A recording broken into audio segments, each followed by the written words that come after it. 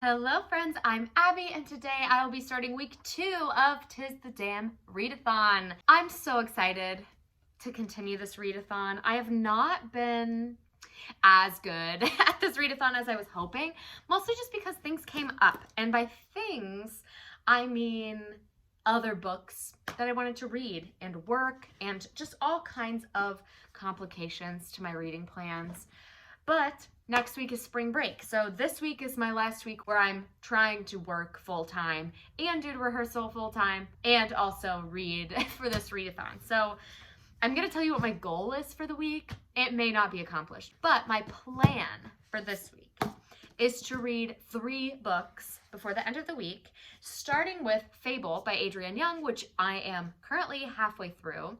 And this is for the Fearless album for the song 15, or the prompt for song 15, which is to read a YA novel. And just to give you a quick update, if you haven't watched my week 1 vlog, I am really enjoying the first half of this book. It was slower and more focused on joining this crew of this ship and sailing than it was, building relationships or anything like that. So it wasn't necessarily what I'm expecting so far, but I am very excited for it because I love sea stories and waterside stories, and it's reminding me a lot of some other books I've read recently. So really enjoying it so far. This will hopefully be the first book I finish in this reading vlog. Then I'm hoping to get to Muse of Nightmares by Laini Taylor, and this will be for the Red album for the Red prompt, because it's to read a book with red on the cover, and this is the reddest book I own. So I'll be hopefully reading this, and I'll give you more of an update on the synopsis if I get to this or when I get to this. And then this book, I may or may not change my plans, but I'll tell you kind of what I'm thinking. So the next prompt is for 1989 Bad Blood to read a morally gray character. So my original choice was Losing the Light by Andrea Dunlap. And I said that I didn't love the first book I read by her, and this is her first book. So I don't know that this will be something that I love. It's kind of a second chance, but it does feature a morally gray character. Now, I did just get the audiobook for How the One-Armed Woman Sweeps the House, which is a new release, and the audiobook just became available, so I'm kind of thinking I want to read that this week or listen to that. I just have to look and see if that has a morally gray character in it, because if it does, I might switch to that, because right now, as it is, I don't have an audiobook for any of these, so I would love to find one and have an audiobook to listen to. But I may also get to this and that book might just be like an extra, or maybe I'll listen to How the One-Armed Woman Sweeps the House and read this later in the month. But this is the one that may or may not change. These two are staying the same, and they're my first 2 priorities for this reading vlog.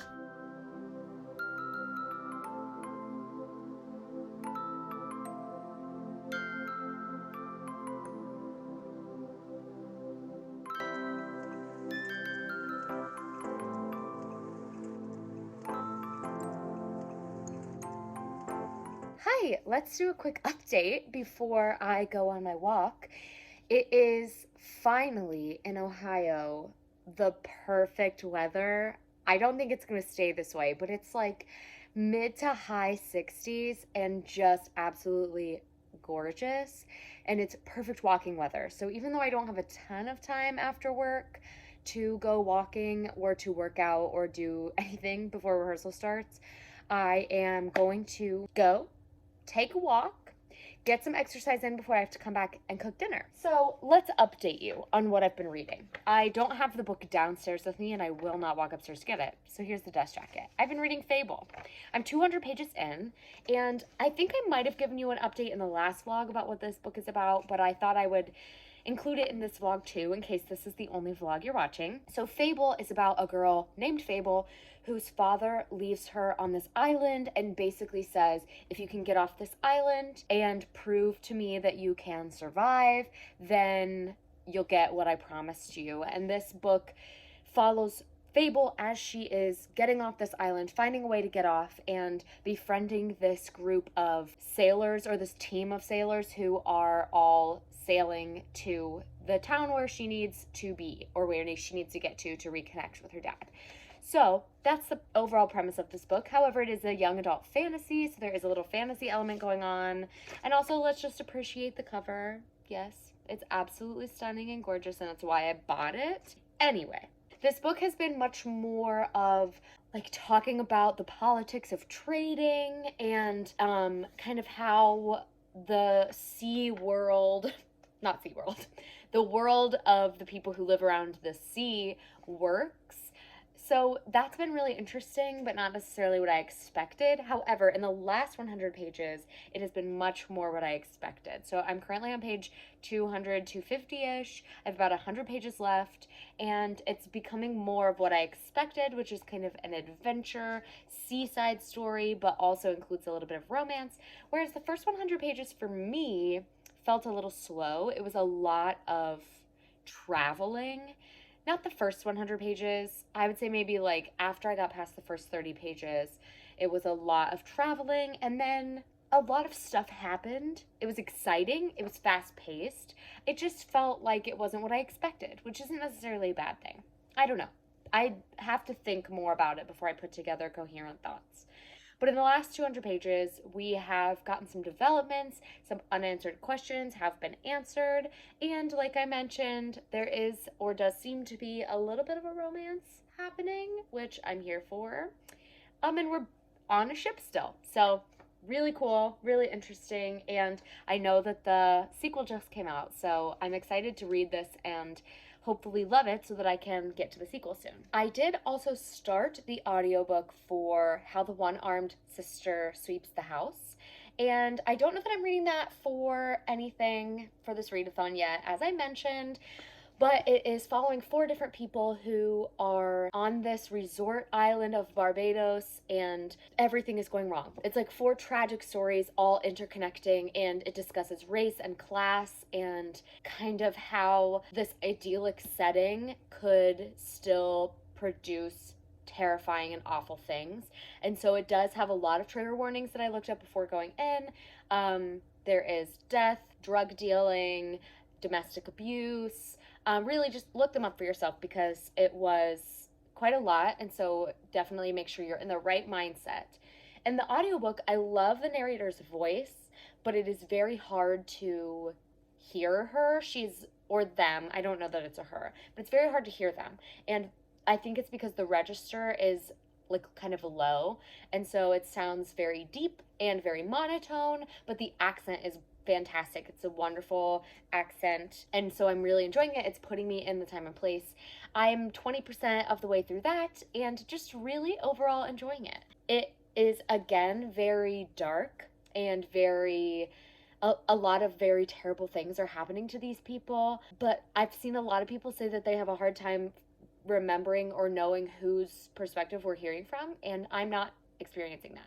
I think it's very clear whose perspective I'm hearing from, and I do have a preference of who my favorite narrator is right now, but I'll update you as I keep reading because I am enjoying it so far.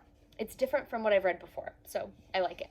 And I also started Muse of Nightmares by Laini Taylor, which I don't talk about this often, but I do often read multiple books at once, which makes weekly vlogging a little bit hard, just because I don't always finish books in the order that I start talking to you about them, and oftentimes I'll start a book in a vlog and then push it to the next week because I started another book, and my reading is chaotic. That's what I'm here to say. But I started this, and I am about 20 pages in, so I don't have a whole lot to say, except that I think it does a good job of immediately putting you back into the world.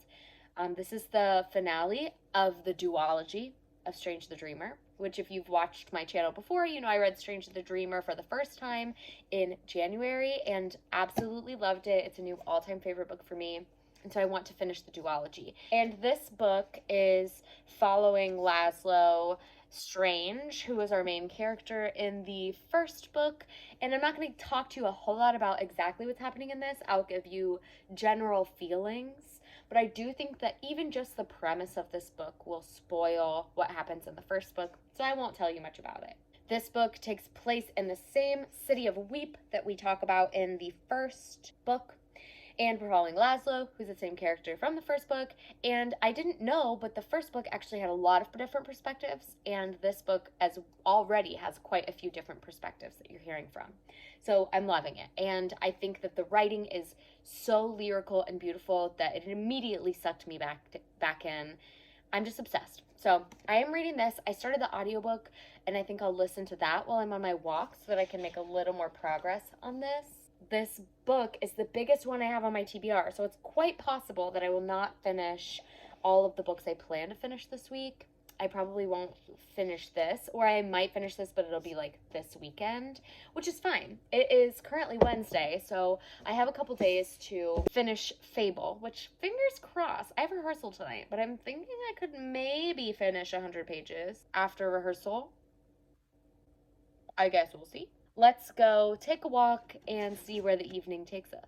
I always see Katie Coulson here on BookTube taking walks and reading at the same time. So I've decided I'm going to try listening to the audiobook and reading physically while I walk. I've never really done it before, but I feel like I can do it. I think of myself as the queen of multitasking. So let's try it.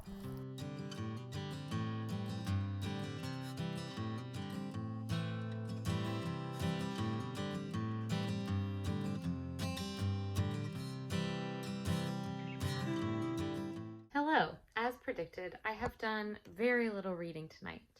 And instead, I just remembered that tomorrow is Thursday and I have to edit an entire video tonight before going to sleep.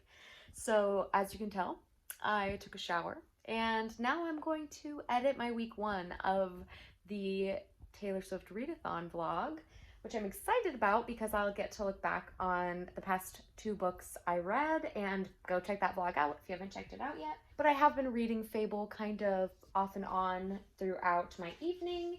I've really only gotten to like page 270, so like maybe 20 more pages in, but I'm really enjoying it. So I will keep you updated if I read any more tonight, but if not, I'll see you in the morning.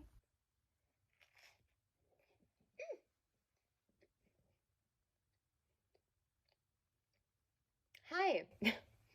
I got home from work not too long ago, and I have a migraine, which really puts a damper on my evening because rehearsal was canceled tonight. So I was very much looking forward to having a night full of reading and relaxing and editing a video. And I don't know that I'll get to experience that because my head hurts and I kind of just want to eat my toast and take a nap. But I did finish Fable today, and I think I'm going to give it 4 stars. It was thoroughly enjoyable. I think that if you like sea-based stories, I would highly recommend you check this out because this takes place almost entirely at sea.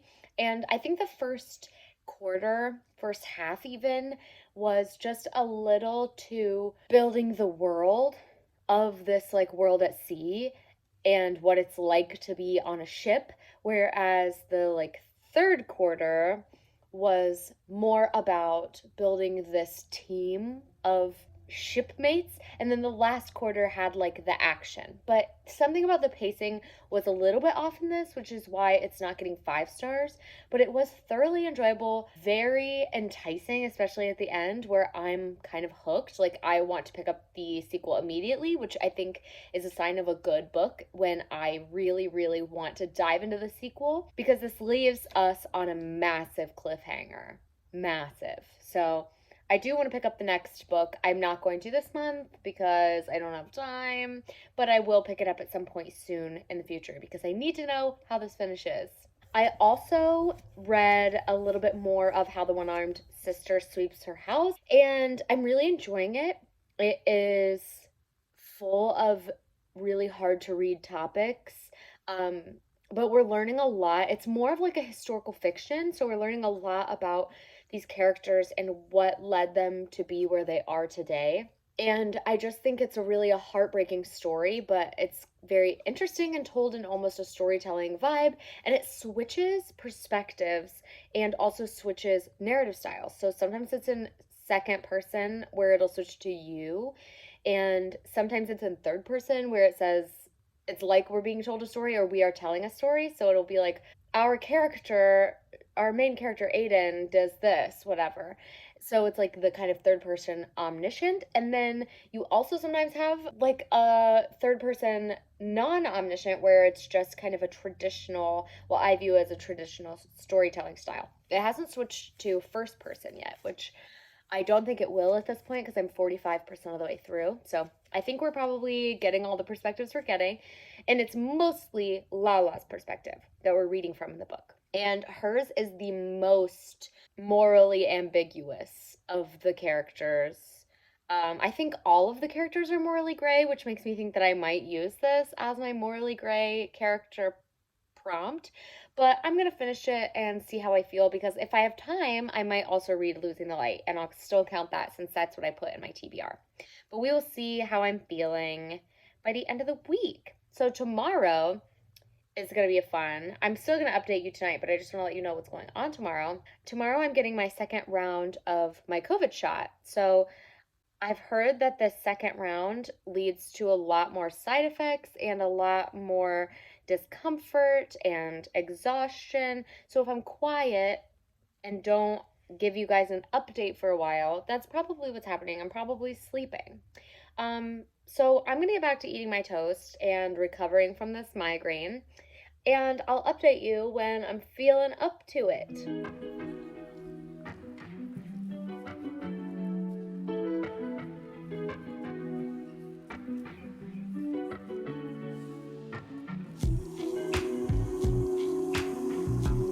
I'm not sure I've been more excited for a Friday in a really long time. And not only is this a normal Friday, but this is the Friday that I start my spring break. So I worked real hard today and all of this week to make sure that all of my work was done before I came home on Friday afternoon so that I can spend all of next week just relaxing and focusing on doing things I want to do and not having to think about work. So I'm finally home, and I don't know if you can read my sticker, but it says that I'm a proud Firebird and I got my COVID-19 vaccine. So I got my second shot of the Moderna vaccine today, and I will be updating you this weekend on how I'm feeling, or I will not be updating you, and I'll update you a couple days from now and let you know why I disappeared or why you didn't get an update, because I'm assuming it will be because I'm sick or like not feeling well. I right now don't have a whole lot of tenderness. It's a little bit sore. The problem I had with the first shot, which I mentioned in a previous vlog, I got the shot and then when I went to sleep, it was fine when I went to bed, but then in the middle of the night, I woke up laying on it and it was really, really painful. And so I think not moving it for a while and laying on it, I had maybe hurt it a little bit more than it originally was hurting. If I can keep it moving, and I'm hoping if I keep it moving longer today, then it will feel fine. So Brett and I are gonna go on a hike when he gets home from work, which will be very soon. And I wanted to update you on some of the stuff I'm reading. So my first update, I listened to more of How the One-Armed Sister Sweeps the House, and I'm about 75% of the way through. I don't think I'm gonna use it. But I might. So that's why I'm kind of like, I want to keep updating you because I don't know that I want to read the other book that I had planned. I'm just not in the mood. What I think I might do is start it, and if I'm not feeling it, I'll DNF it because I know that I haven't liked that author's previous book, so I'm not sure that I will like this one either. But How the One-Armed Sister Sweeps the House, I'm really, really enjoying. I've heard kind of mixed reviews. Overall, it's given kind of like a mid-average rating on Goodreads, so it made me nervous. And then on Instagram, I saw a couple of people I trust with book reviews and book recommendations say that they absolutely loved it. And I'm happy to say that so far I am absolutely loving it. A lot of people have the main complaint that it's too much negative stuff all in one book, and there are quite a lot of trigger warnings, but I just think it's so unique and it's handled in such a beautiful way that it is not overwhelming or overbearing to read about all of this negative stuff, because you're getting these flashbacks and moments of hope and different perspectives that show you that everyone's kind of going through it. Like, nobody that we're seeing is like, wow, I'm so happy, everything's great in my life, which I think is actually very uplifting to me, rather than downheartening because I like to see characters that are real. I like characters that are real people, and these people are real people. And really, it's just absolutely gorgeous writing, in my opinion. Just very lyrical, puts me in the moment, and it's very character-centered, which I absolutely love. Character-centered stories, so good. And with the lyrical writing on top of that, I just think it's fantastic. There are plenty of morally gray characters in this book. Basically every character is morally gray, which I love. So I definitely think that this book could count for the morally gray prompt, which I will officially count it once I start the book I originally planned. And if I don't like it and don't want to read it, I will switch and give you my official, this is what I'm reading this book for. But right now, I'm just reading it to love it and to read it. Now, a book I am reading for a prompt is Muse of Nightmares, which you probably last saw me reading this while walking. And that walk, I really only read like 30 pages, so I didn't update you. But last night, I was able to get 100 more pages in. So I'm at the end of part 1 in this book. And oh my goodness. The writing in this book. Laini Taylor might be my favorite author. I've really only read Strange the Dreamer and Muse of Nightmares, but I'm going to pick up all of her other books because in the first few pages of this, I already felt like tearing up. By page 50, I had serious emotional reactions to things. And I'm just fully immersed in this world. I'm fully immersed in these characters.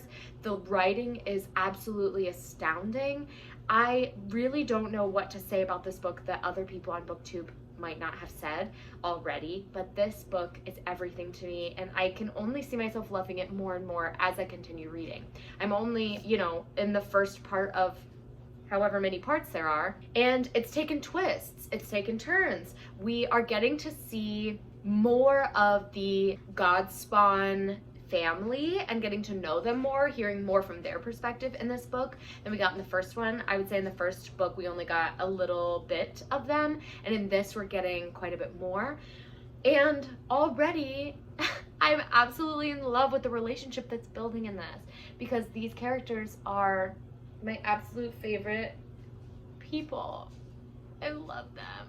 Ooh, also, we're kind of getting a villain backstory character arc that I'm loving because, again, morally gray characters. Every character that is labeled as a villain in this is really just a person who's making choices that they think are the best for the people they care about and for themselves. They're not making choices that are born out of spite or evil. Some of them are out of spite, I will say that, but none of them are trying to be evil. None of them is thinking I'm going to be the villain, except to get justice for what they believe is earned. So it's really fascinating. The world building in this is incredible, and it really is a slow fantasy in the first book, but in this it's much more fast-paced, and I'm feeling very engrossed in the story, and I really just want to keep reading and find out what happens. So that's what I'm going to do until Brent gets here, and then we're going to go on a hike.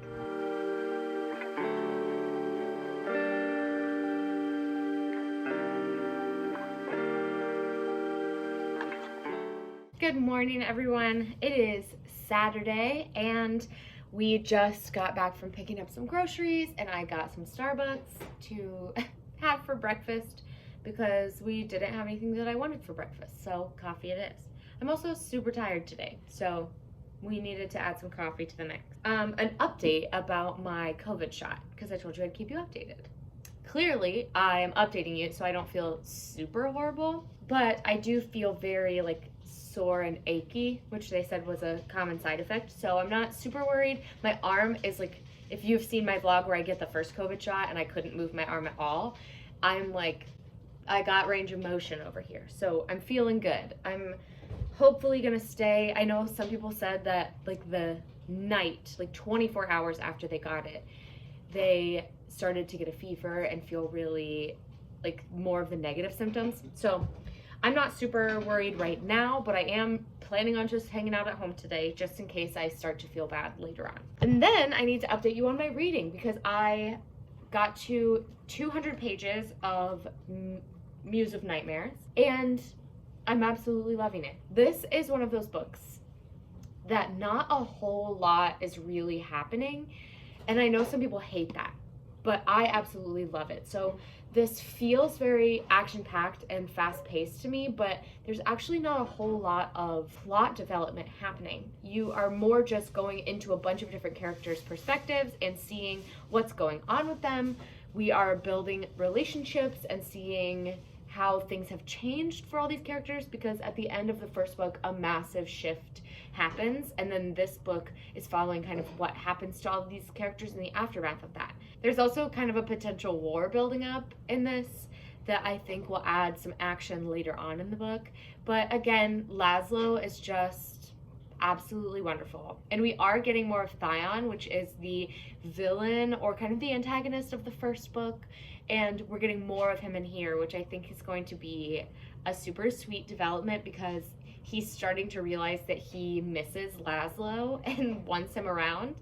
And that like friendship development is so cute. So I'm really enjoying this. I'm on page 200. So I'm just going to keep reading this today. This is my only book I plan to read today. So I'll keep you updated if I read anything else. But for now, this is it. And I'm going to go get back to reading. Okay, so I have read the end of part 3 of Muse of Nightmares. And let me just say, things got crazy. There's some stuff happening. So I know earlier I mentioned that this book feels like not a lot happens. This book is definitely more action-packed than the first book. There's a lot more happening, and there's a lot more world building in this one, whereas the other one had the first book had very lyrical and magical world building. It was more vague, and there were a lot of unanswered questions, and this book is answering so many of those questions. The other thing I absolutely love about this book is, like I've mentioned before, it's mostly a character study. Like, it's all about the characters and the magical world. These characters are all coping with trauma and grief, and they all are finding ways to continue living or figuring out what they're going to do to help themselves deal with all of this unbearable weight that they're dealing with. Literally every character has something terrible and awful that they're having to deal with and cope with.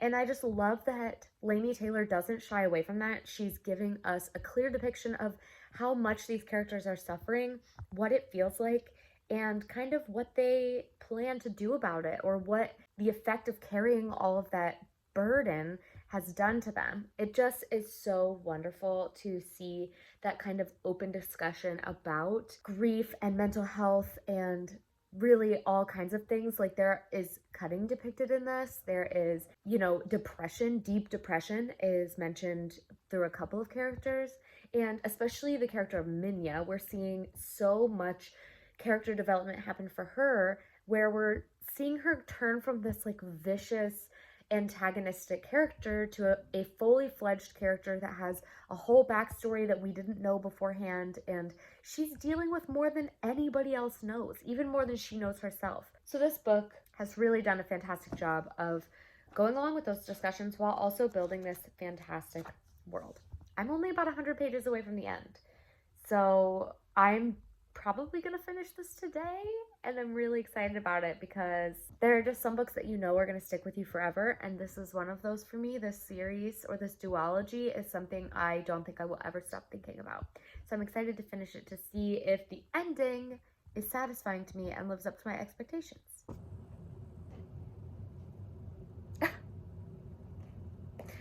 Wow, I'm overwhelmed. This book has everything I'm a sucker for. Since it's the finale of this duology, I'm not gonna give you too much information about it. I feel like if what I've told you so far hasn't convinced you to pick it up, I don't know what else I can say to convince you. But this book had fantastic romance. It felt very adult, even though this is a young adult duology. The first book definitely pulled more young adult for me, but this pulls so much more adult, and the characters are a little bit older, and you're getting more of Arelphain and Azarine's story, which they are both 35. So I think that helps pull it a little more adult too. There are so many things that happened in the last 100 pages of this book that I'm just blown away by how much I was invested in these characters and wanted them to succeed. I cried happy tears for these characters. I cried sad tears for them. I want to hold all of them, and I would die for them, honestly. Like, I would do anything to make sure these characters are okay and get all of their wishes granted. Like, these characters are everything to me. And something else I love about this book is it has so many great quotable moments and so many great messages that are coming through in this book, especially if you are having somebody read it as a teenager. It talks about asking for help and helping others. It talks about how vengeance isn't always the right choice, and it talks about trauma and stress. It talks about depression and grief and all of those things. It talks about loss and love and acceptance of all kinds of people. It's just so moving. It's gonna be 5 stars, a full 5 stars. I'm obsessed. I understand now why this is a BookTube favorite, because it's fantastic. And with that, I have finished the red prompt. That moves me onto the next prompt that I have to accomplish, which is to read a book with a morally gray character, which I have kind of started. I'm like 50 pages in, losing the light. I still don't have a whole lot of feelings about it so far, so I maybe will read a little bit more of it and decide if I want to use it for this prompt or if I want to go with How the One-Armed Sister Sweeps Her House. I'll let you know. But I did kind of start this one. I also wanted to let you know that Brett and I watched In and of Itself on Hulu, and it was astounding. It was very moving. And did I cry multiple times? Yes, I did. I did cry. Do I cry at lots of things? Yes, I do. But I think that if you haven't seen it, you should watch it. It literally starts with the show telling you to put your phone away, and we did. We normally, when we watch stuff, we'll both kind of scroll on Instagram or, just kind of play a game on our phone while we're watching. But this thing that was recommended to us, it's considered a movie or a biography, but it is about an hour and a half long. It's kind of a play style show, and I don't want to describe it to you because I didn't know anything about it going in. It was just recommended. I was recommended it by my brother-in-law, and then I also heard about it on My Favorite Murder. They mentioned that they really enjoyed it, and so I went in not really knowing anything, and I ended up looking up the kind of synopsis that Hulu gives you. Still didn't understand what we were getting into, but it was incredible, and I don't really even have words to describe it. It's very much about identity and what makes us who we are. And I think that that is something that everyone can relate to, and the show is done in such a way that everyone, no matter who you are, can watch it and find yourself in it and see yourself in it. It was great. We were both really moved by it. We really, really enjoyed it, and we were immersed. We didn't pick our phones up the entire time. So highly recommend. Check that out if you're looking for something to watch. I am really tired. It's 8:30. I feel much, much better than I did all day today. For most of the day, I felt really achy and sore and like I had a fever. Now I am kind of back to a normal temperature, and my arm is still very achy, and I have like a little bit of a headache, but I'm feeling much better. So I'm hoping that the side effects of the vaccine are over for me. Most people say that the day after you get it is the worst. So I'm hoping that I've kind of moved past the worst of it and I can have a great night. I might go take a bath before I go to sleep, but I probably won't see you again until tomorrow.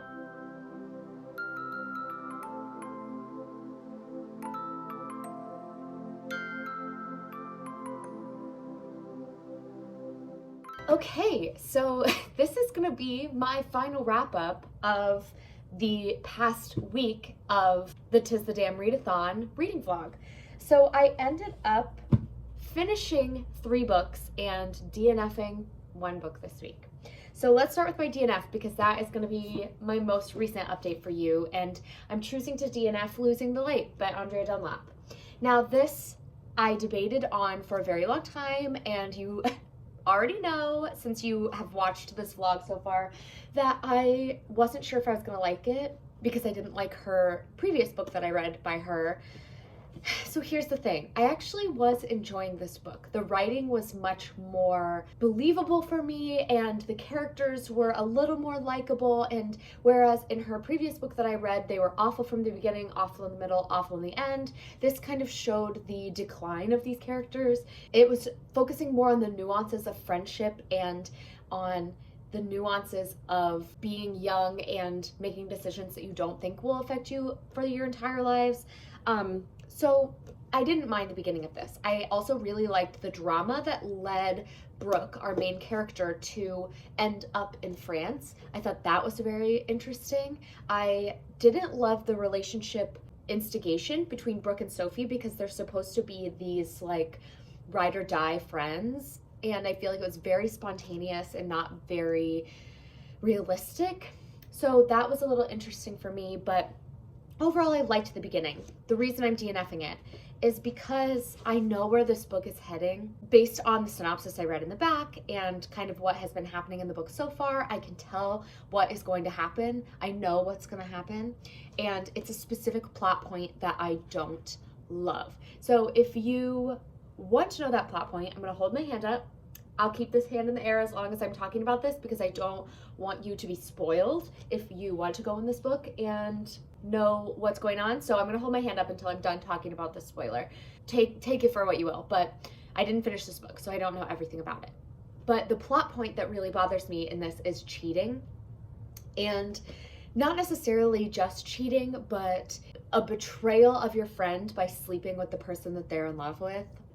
So that's kind of what's going on in this. You find out at the very beginning that Sophie, who is this hot, perfect goddess of a woman, is a virgin and is wanting to have her first time with somebody that she truly loves. And you find out from the very beginning that when they meet this guy, Alex, that Brooke is immediately in love with him, and they're in France and talking about how they're gonna their lives are gonna change. And this book on the back talks about how there's a disastrous love triangle that consumes them both. So it's fairly easy to understand what's gonna happen here. And that plot point is not something that I personally like. And it's something that makes me feel very uncomfortable. And I have a feeling that this will just make me uncomfortable reading about it. So I'm gonna DNF it.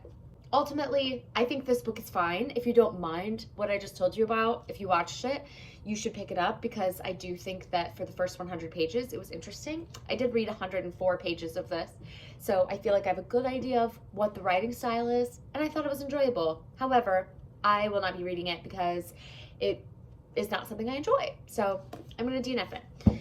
On that note, I did finish the audiobook today for How the One-Armed Sister Sweeps Her House by Sherry Jones, and I'm gonna give this 4 stars, and this is gonna be my book for a morally gray character. This book is filled to the brim. Every character is morally gray, and the ending was so satisfying to me. I absolutely loved how everything wrapped up. I love that it's not super neat, that everything didn't work out. Like, I just love stories that make life realistic. Like, it is not always going to be a super clean and happy ending. And although I love clean and happy endings, like, tie it up with a bow and I will be there. But I loved that this book didn't. It was very real and very messy, and that held true through the entire book. This book does have a lot of trigger warnings. Please check those out. But I, for one, read some reviews where it said this book just feels so dark and there's no light in it, and it was incredibly difficult to read. And whereas I agree, I do think it was difficult to read at times, I think that there was a light in it, and it felt very hopeful in some strange ways. Although it did feel very dark, the way the writing style was done, whereas we're going back in time a little bit, seeing what brought people to this point. We're seeing that nobody is going into this with the mindset of being a bad person. They all are trying to survive, to get freedom. They're all trying to find love, to find acceptance. And that's what gets everyone in this position, even though a lot of them are making choices that me from the outside are like, it's like, stop doing that. You can't say that from the outside when you've never been there. So I just absolutely loved this book. I listened to the audiobook. The narrator's fantastic, has a beautiful accent, and it's set in Barbados. The author is from Barbados as well. And I just thought it was astounding. It's a debut novel, which was very shocking because with the amount of depth that was added to the book, I think that it was done incredibly well. So I really, really enjoyed that, and that is going to be the book that counts for my morally gray character. So that completes the 1989 Bad Blood prompt. Well, I guess I should tell you in order.